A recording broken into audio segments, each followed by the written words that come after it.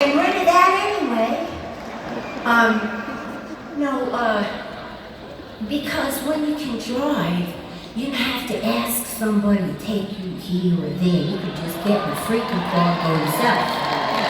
Right? So to me, it was a song of empowerment, you know. And,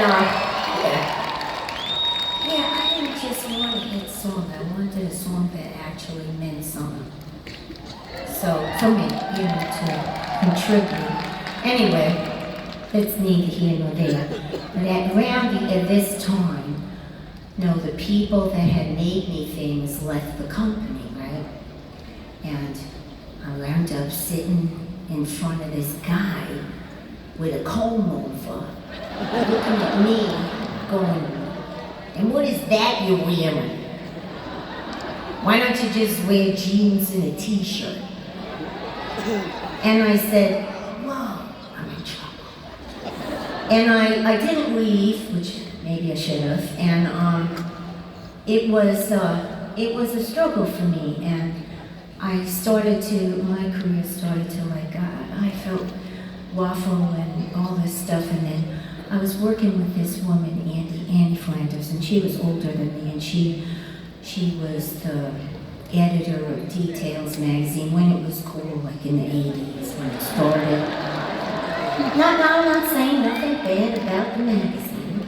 I'm just saying in the beginning, and Soho News and things like that time period when everything so cool was coming from England, and there was like a scene in the different cities, Anyway, so I was very upset because my path never followed any of my peers, right? And I don't know how that happens for you guys, but I'm just saying this because I had to learn something. She said to me, Sin, there are many chapters in your life, right? And I had to realize that not just one chapter defines your whole life. It's just a part of it, right? So for me, I had to understand that if you're going to go down this road to create, it doesn't matter who else is doing what you're doing. You have to keep going if that's your path, right? But it applies to life, right? Because there's so many chapters in your life that one chapter teaches you about something and then you go on to do something else. You don't just stop living right there. So one day I was, she introduced me to this woman, Allie Willis. And Allie Willis and how she was freaking great, right? And she was a little bossy, but she was great. I called her sergeant sometimes because she was a little tough, but she was so gifted. And there were things that I would say to myself, I can't really write that. And she said, why not? And all of a sudden that became a thing where I realized, I don't have to do other people's songs to put my story in. I could just write my story.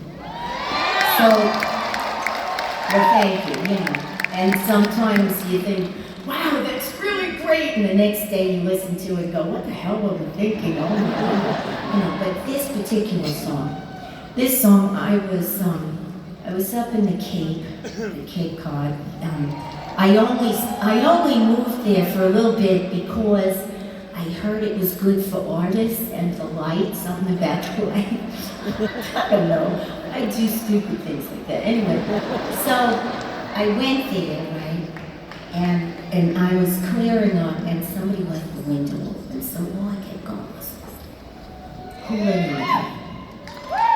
Who let it? And then all of a sudden I thought to myself, hey, write that shit down. That's a good title. So that's what I did. And this was the beginning, and I wrote this was the first song I wrote with Allie Willis, and this was the beginning of a new chapter for me to write with a woman again and to tell my story.